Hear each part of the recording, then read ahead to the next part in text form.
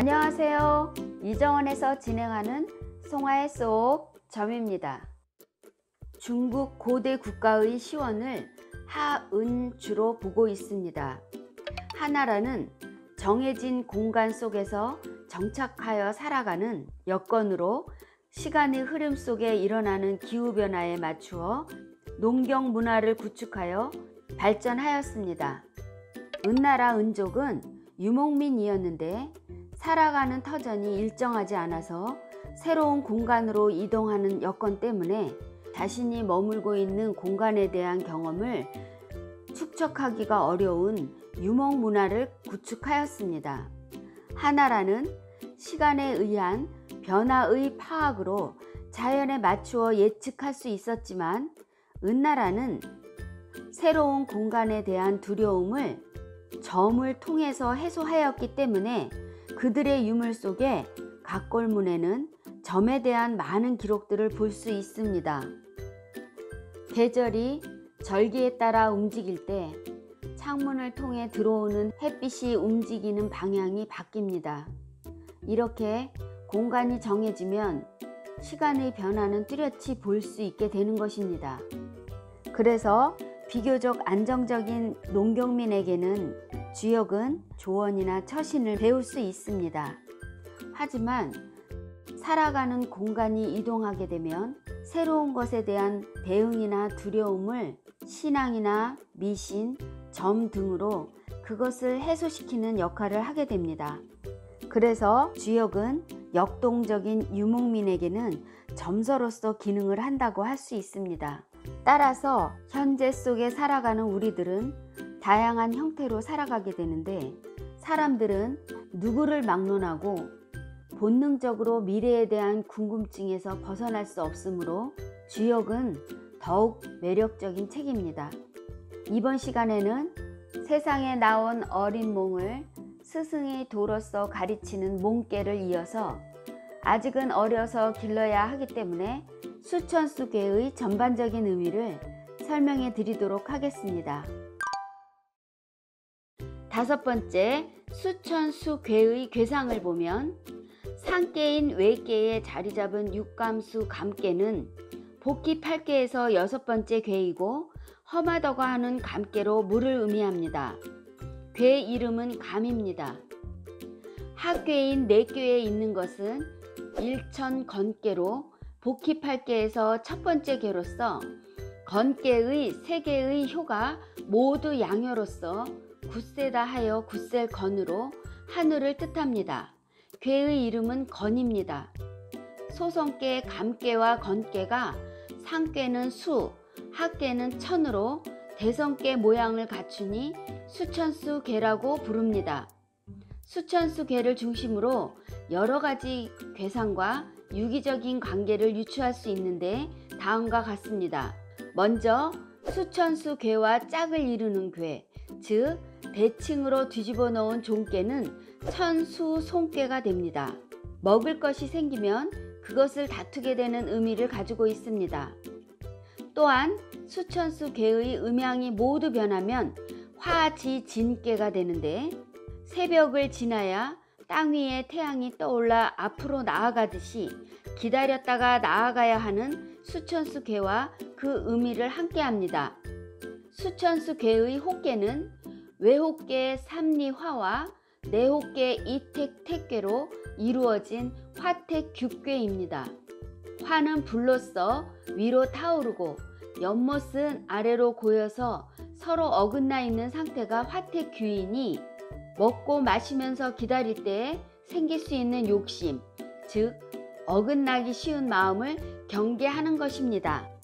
다섯 번째, 수천수 괴의 괴사는 수는 유부하야 광형코 정기라니 이섭대천하니라.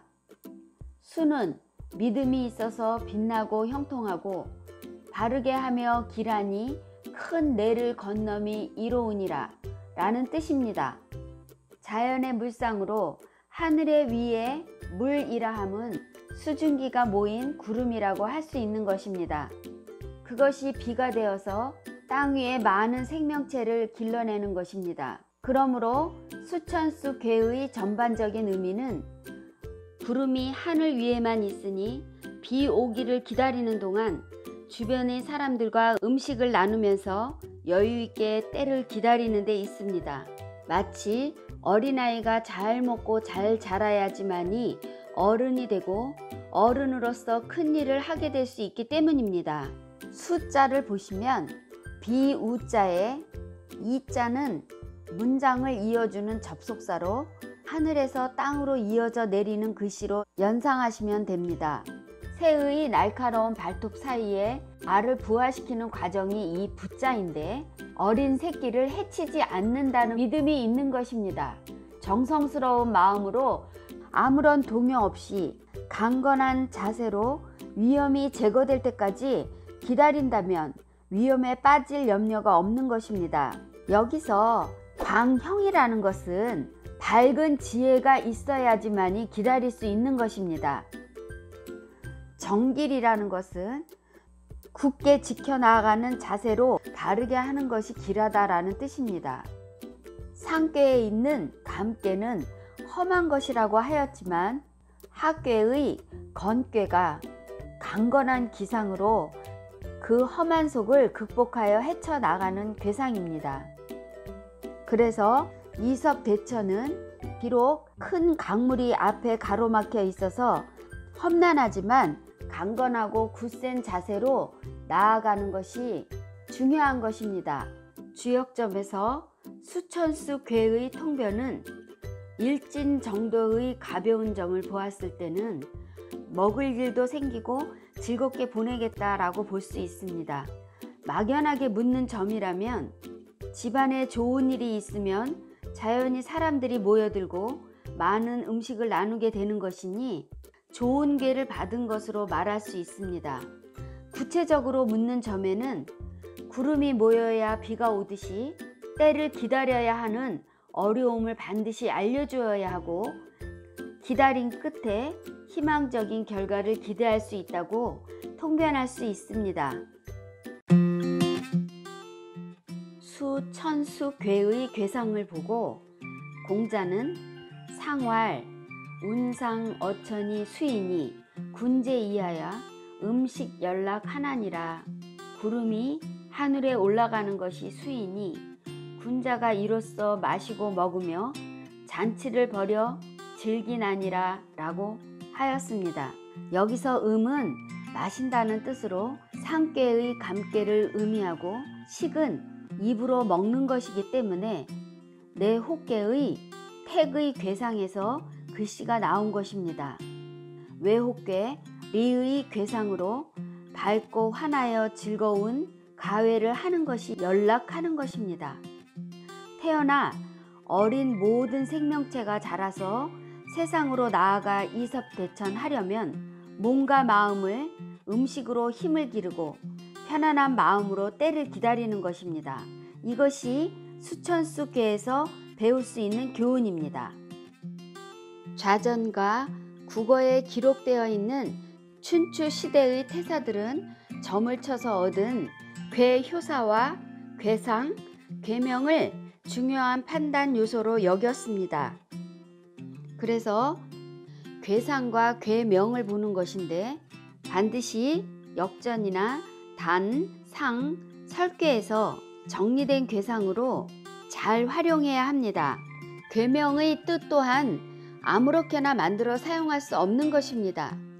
그러므로 역전, 단, 상에 기록되어 있고 석계전이나 작계전에 기록되어 있는 궤명의 뜻도 참고하시면 좋습니다. 또 하나는 그 궤의 궤효사의 해석이 현 시대의 상황과 자신의 흐름에 맞게 다소 주관적으로 해석해도 무방합니다. 하지만 해석하는 과정이 더 어렵습니다. 많은 판단들을 할 수 있는 것입니다. 먹구름이 하늘에 가득 차면 비가 오겠네 라고 생각하겠지만 언제쯤 얼마나 비가 내릴지는 모릅니다. 인공위성을 근거로 일기예보를 하지만 아직도 100% 정확하다고 할 수 없습니다. 아무리 첨예한 의료기계와 기술이 발달하였다 해도 그 역시 100%일 수는 없습니다. 마찬가지로 점으로 기륭을 분별할 때 그 깊이와 넓이까지는 알지 못합니다. 그것이 판단과 예측에 대한 한계입니다. 여러분, 송아의 쏙점은 여기까지입니다.